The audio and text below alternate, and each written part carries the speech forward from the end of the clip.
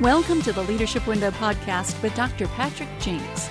Each week, through a social sector lens, Patrick interviews leaders and experts and puts us in touch with trends and tips for leading effectively. Patrick is a board-certified executive coach, a member of the Forbes Coaches Council, a best-selling author, award-winning photographer, and a professional speaker. And now, here's Dr. Patrick Jinks.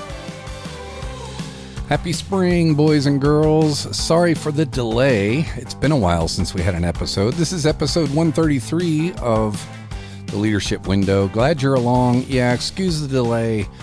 Man, I've been busy and it's wonderful and I'm loving life and I'm loving the work and we're doing so many cool things with so many amazing organizations and leaders. We've been to D.C. and Southwest Virginia and back to D.C. and New Orleans and Norfolk and Miami and all over South Carolina. And it's been great. And fortunately, we have our first certified adjunct coach in place, Monroe Free. Some of our listeners know Monroe. And it's amazing because he's able to help and we're able to serve more people because we've got an extra coach now that's certified. And just even before certification, he's so experienced and he's just wise and he's present with people and he's an amazing coach. And we're so fortunate to have him. And so we're glad about that. Real quickly before we get into the content today, this is a solo episode.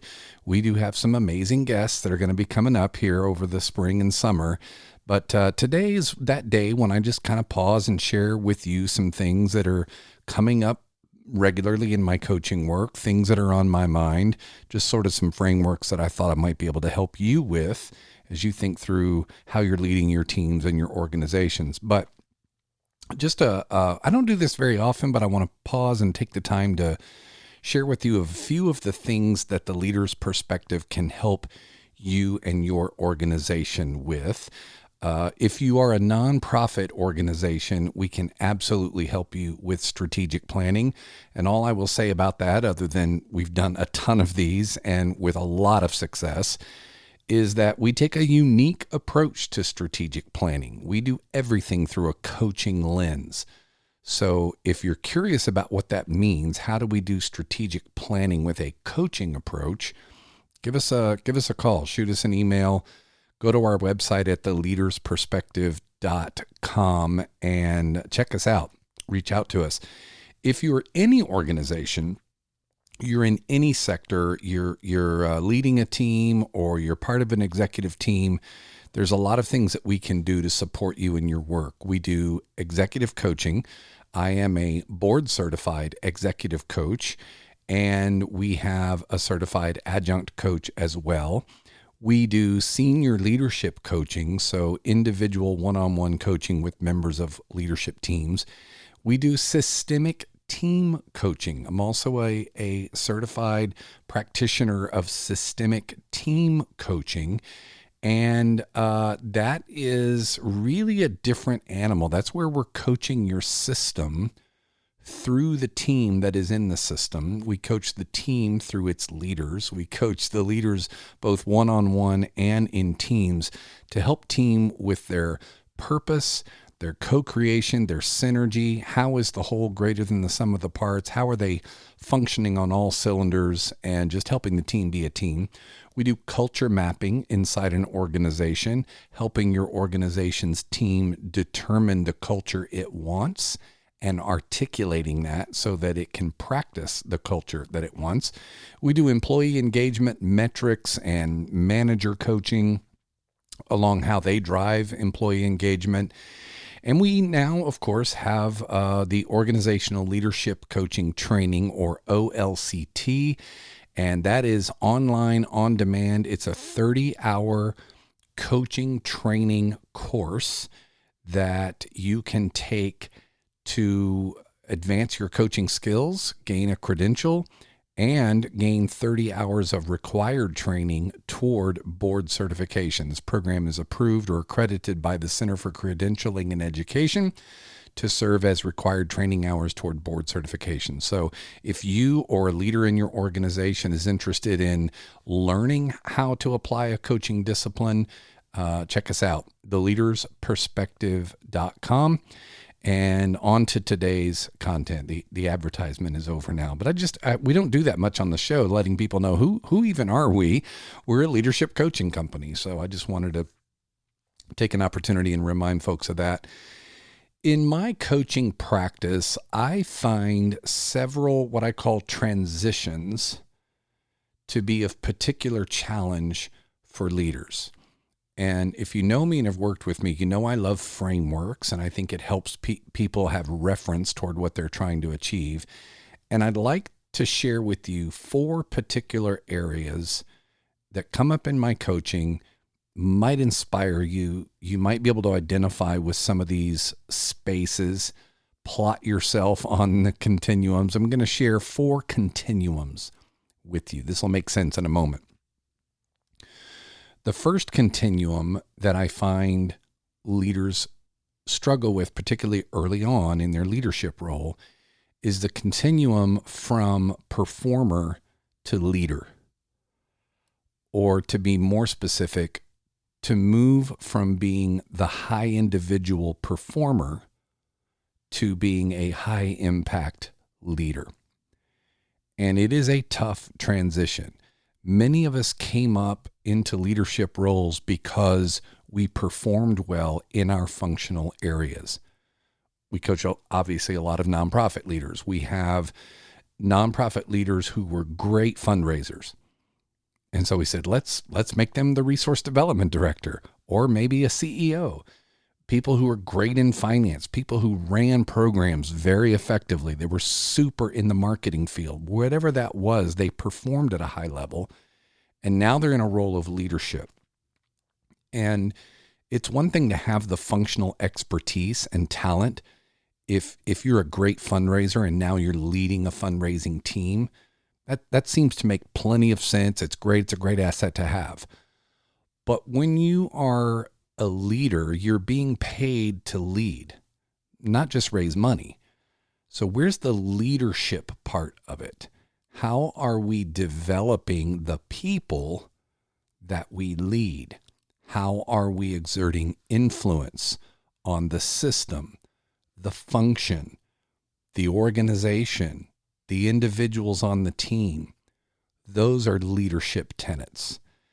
And I don't need to spend a lot of time on this one, but it is, again, particularly for people who are in new leadership roles, they find themselves still performing in the work, and it causes a lot of challenges.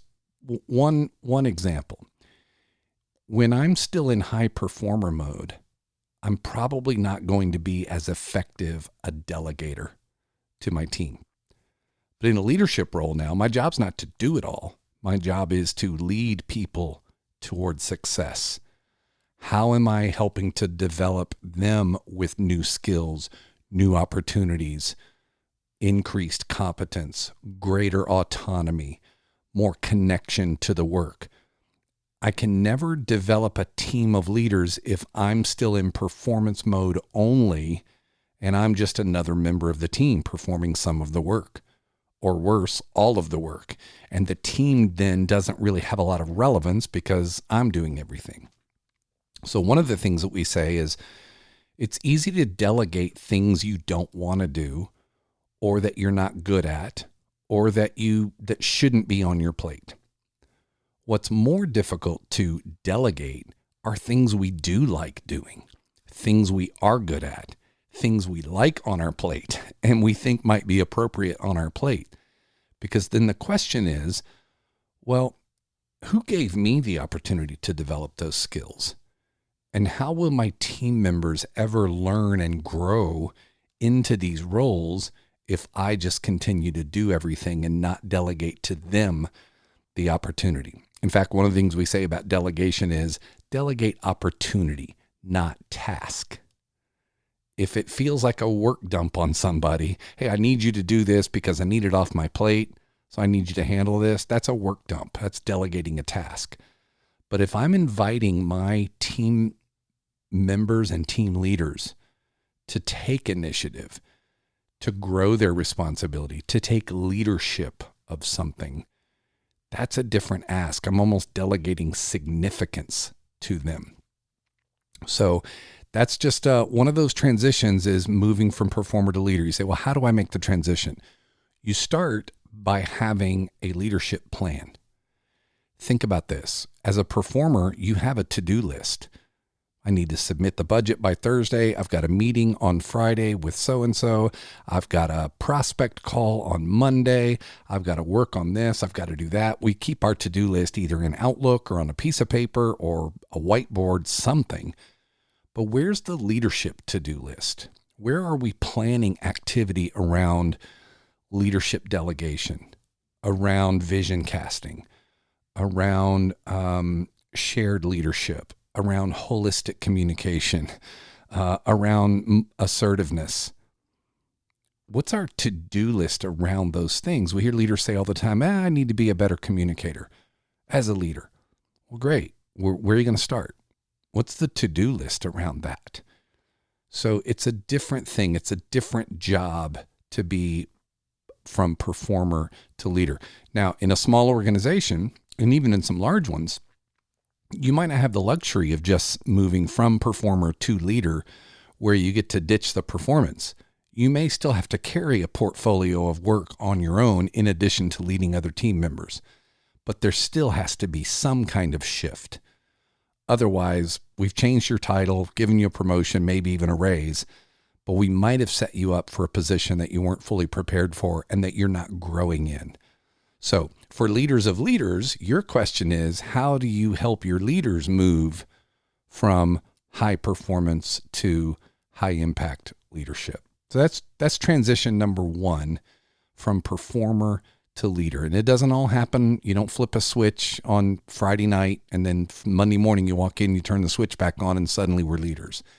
It's a slow burn. It takes time, but it's critical if you want a culture of leadership inside your organization. And if you are that performer for whom this is resonating, ask yourself the question, how do I add the leadership competencies to this?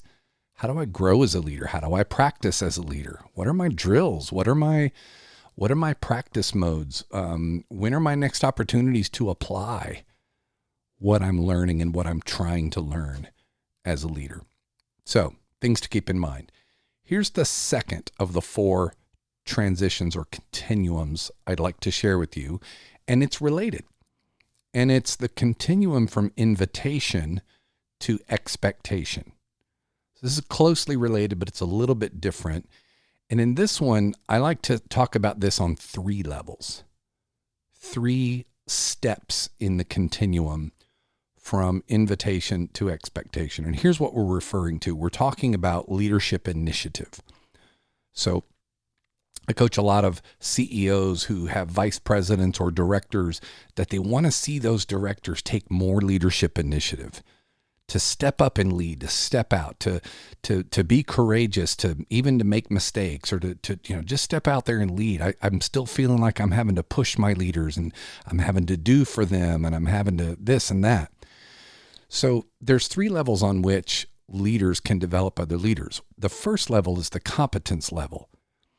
And you have to clear this level. And it simply says, are the people that I'm expecting to take more initiative and lead, are they capable of it? Do they have the core competence, the raw talent even? Even if it's not showing up, it's not online yet, but it can be developed. You have to ask the question, is this person, do they really have the capability to lead, to take initiative, to think strategically, to think critically, to be bold, to cast vision, to give direction, to, set the example, all those things, because we will often put people in leadership positions that they're great performers, but that alone doesn't make them a great leader. And so oftentimes we'll put them in a leadership role and give them no leadership training, no leadership development of any kind. We just expect them to be able to lead because they were good at the function. So we have to clear the competence question. If you've got people on your team that are not stepping up into real leadership initiative and being assertive and stepping into that role, pause and ask, are they capable of it? Can they do it? Because if they can't, and you don't believe that they're just not cut out for it, they just don't have the innate qualities, they don't have, whether it's the motivation or the ability, then they might be in the wrong position. You might be in a place where you've promoted someone into leadership that isn't prepared to lead. So you got to pass the competence level. Once you've passed the competence level and you say, yes, the people I'm talking about are capable of doing it, they're just not doing it. Now you got to hit the second level, and that is invitation or opportunity. Am I giving my leaders an opportunity to lead something? If I've just elevated them in title, but I'm still doing for them, I'm not really stretching them, they're not really growing as a leader, or worse yet, they're failing as a leader, their people don't like them, their people can't relate to them, their people are being mismanaged or micromanaged or not managed, and they just aren't doing it.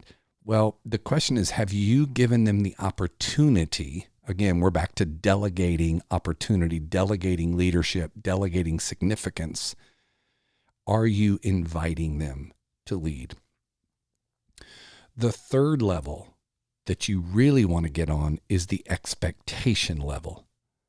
And that's the level where people realize when you work here, when you're in a leadership role here, you're expected to lead. You're not just invited to lead. It's an expectation. It's the job. And if you're not doing it, well, we need to have an accountability conversation. So you start with opportunity and invitation to give them the opportunity to learn how to lead, how to take initiative, how to fail forward, to the point where ultimately you create a culture inside your organization where it is expected that our leaders lead. And when you reach that place of culture, you don't even have to tell your leaders, hey, it's expected of you to lead. They'll feel it. They'll see it in the culture that that's just the expectation. So that's the second continuum, from invitation to expectation. That continuum assumes that level one has been cleared, the competence level. But if you want to really create the continuum on a framework, competence, invitation, expectation. Those would be the three pieces of that framework. How are you as a leader developing other leaders on that continuum? It could be that you're the one falling short, that you've not hired the right people, so you can't pass the competence level, or that you have good people, but you're not explicitly giving them opportunity or invitation, or that you do that, but sporadically and not as a matter of expectation or culture. So your leaders not taking initiative could be on you. Food for thought. Continuum number 3, from agreement to commitment. From agreement to commitment.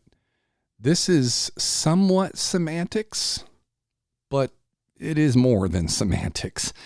When you agree to do something and when you commit to do something, are those the same thing? They're close, aren't they? They kind of sound the same, but it's different.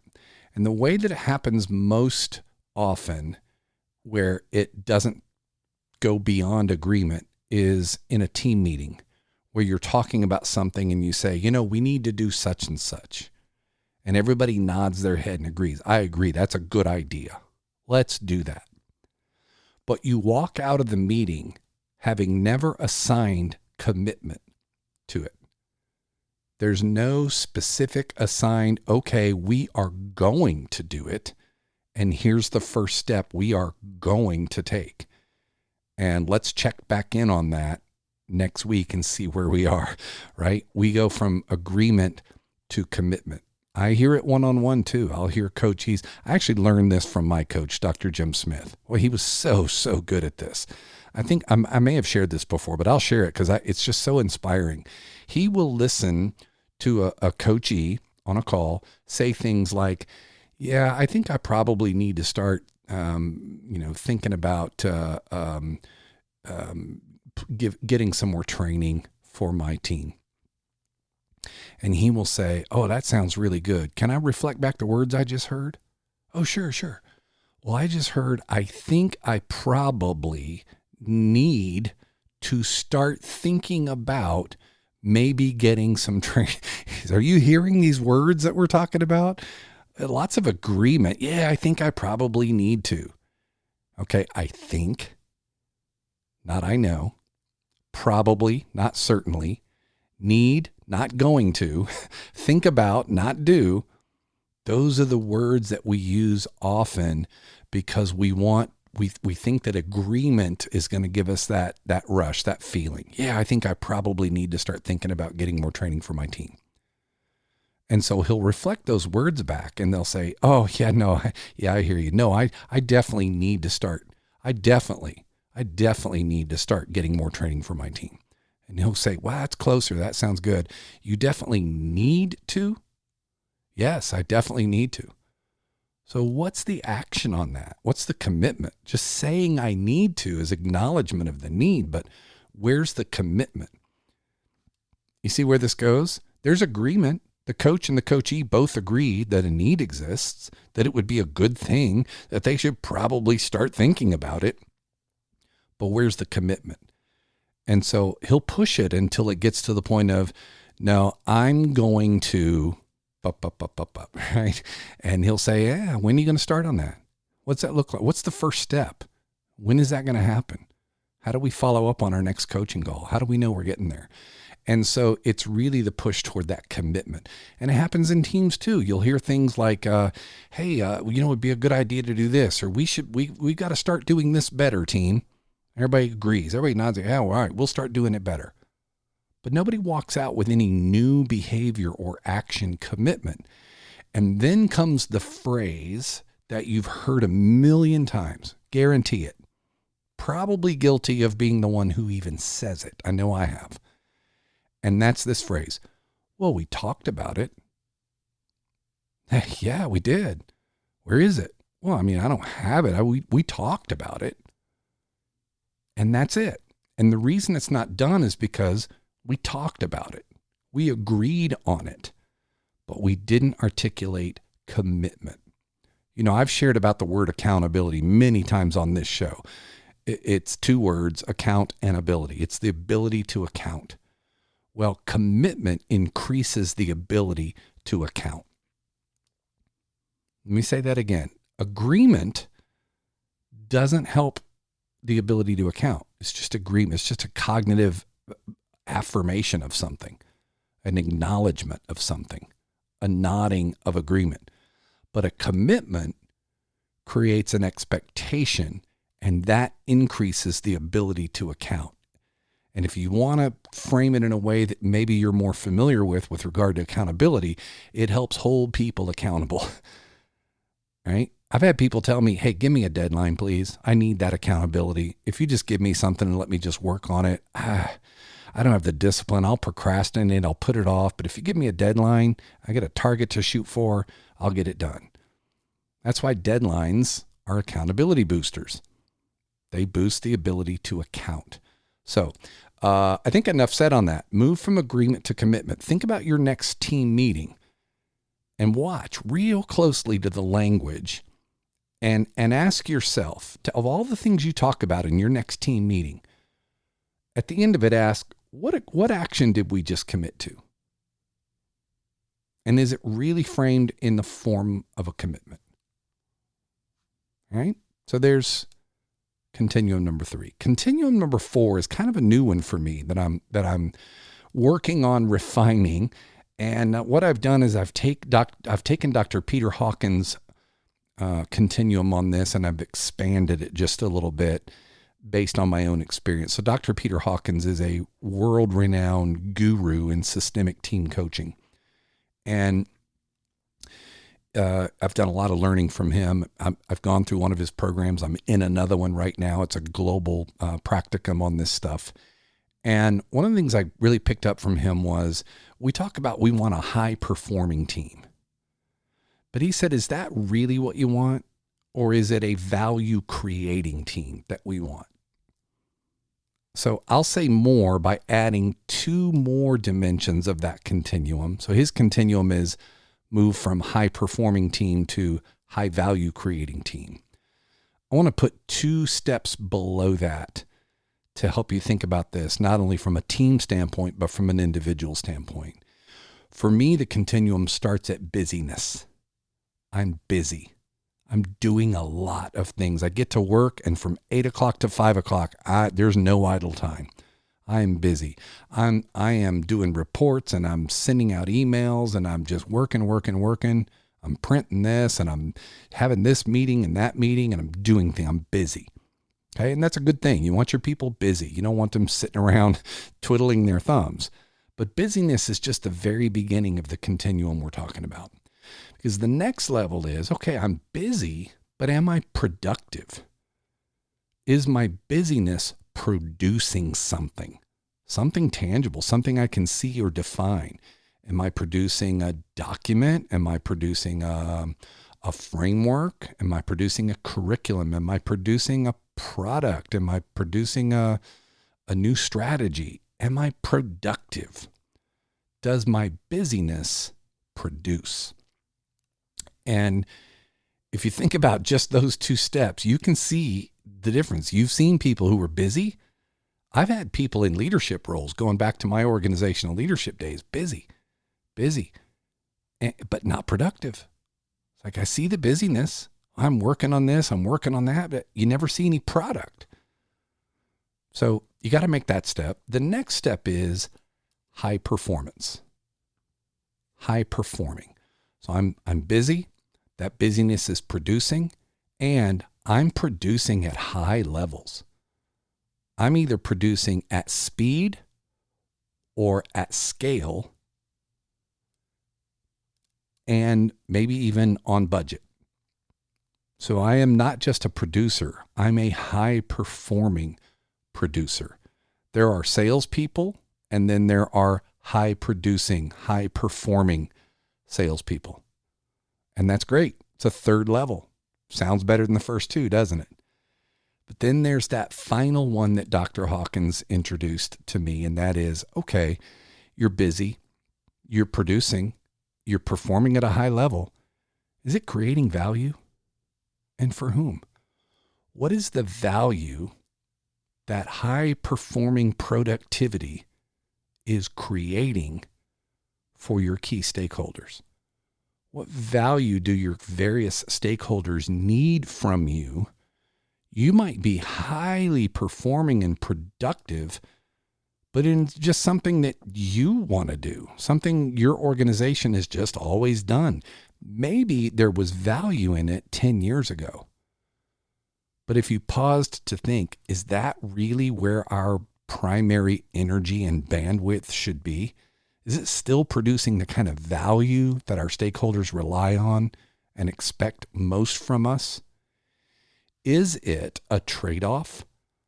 Are we high performing and productive on something that might have some value, but if we spent that same bandwidth on something else, we could produce more value?